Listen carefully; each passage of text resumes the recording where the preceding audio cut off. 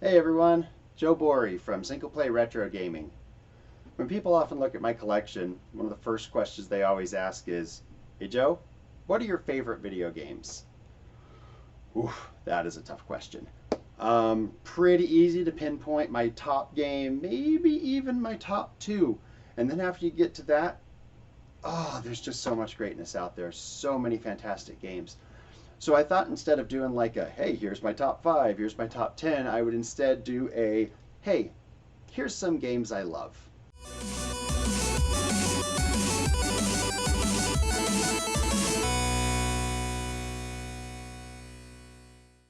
Start out with a childhood favorite, and that is Toe Jam and Earl for the Sega Genesis. Absolutely love this game. Played it a ton as a kid.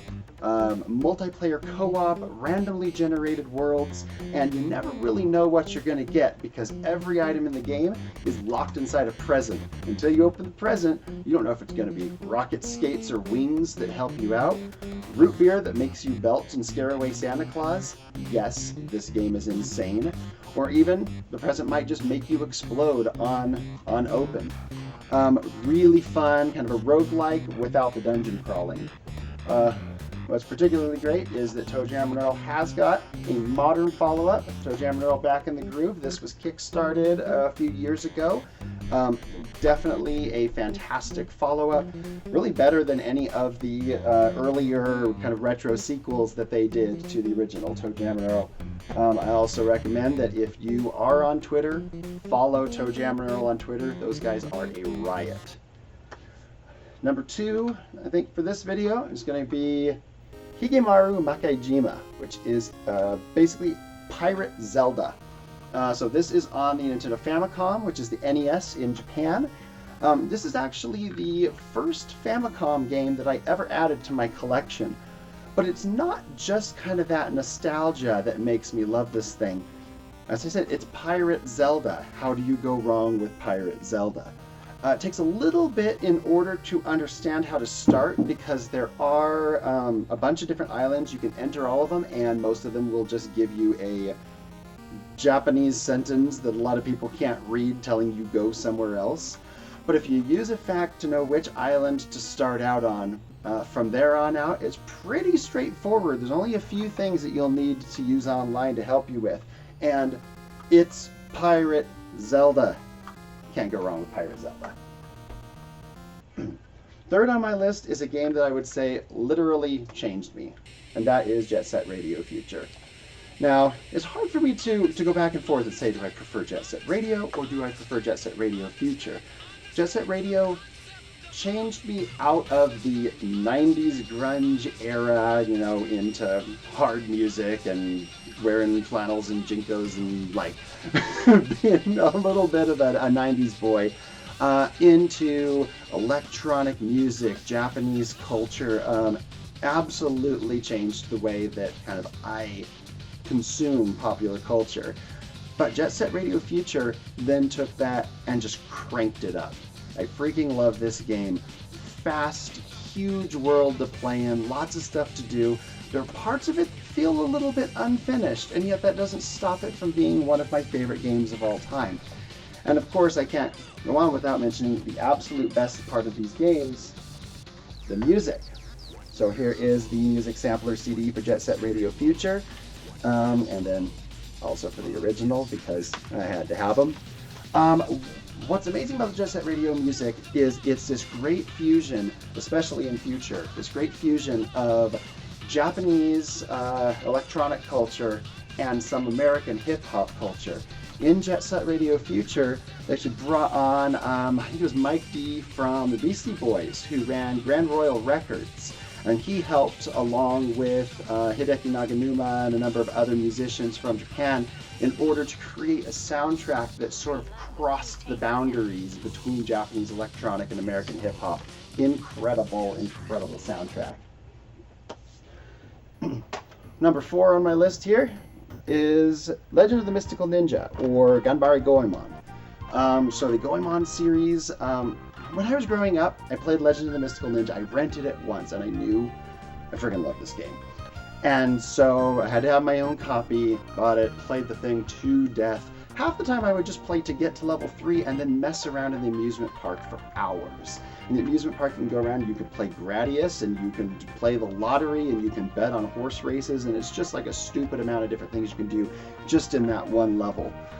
But I come to find out as I get older that this is actually an ongoing series all throughout Japan, and I know a lot of YouTubers talk about Ganbare Goemon 2 and 3 for the Super Nintendo, which are incredible games, although I do prefer this first one, honestly. But it's gone before then, and it's gone after then. Ganbare Goemon 2 for the NES is absolutely incredible for its time. It's Famicom. It is basically this game simplified a little on the Nintendo Famicom, which is amazing. After the Super Nintendo era, we got some on PlayStation, we got some on, we got an absolutely excellent one on the Nintendo DS. And this, for me, this is the game that introduced me to the Goemon series. I am now one cartridge away from having a complete Goemon set, import Goemon set. And, yeah, absolutely love these games.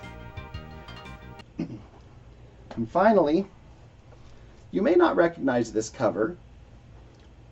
Final Fantasy XII International Zodiac Job System, or as we saw it in America, Final Fantasy XII The Zodiac Age.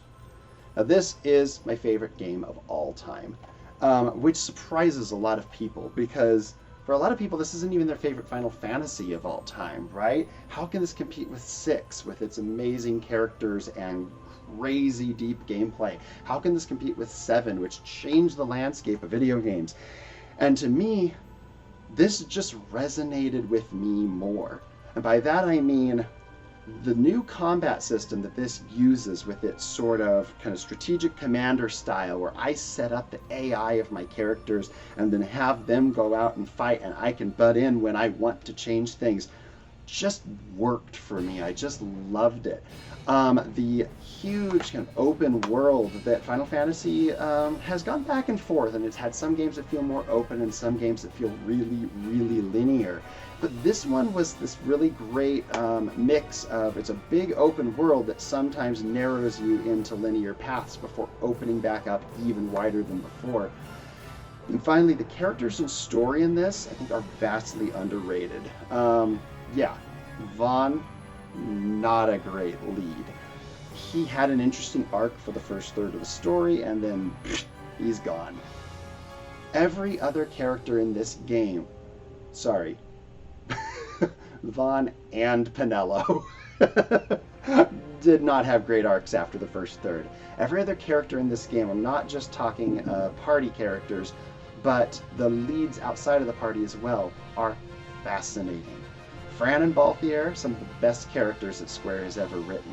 Bosch and Ash, fantastic stories all the way through. And then some of the best characters in the game come from side characters like Larsa and Vane, who have this incredible dynamic between the two as brothers who are on different sides of the same war. And Larsa is this little kid who can slap you down if he needs to.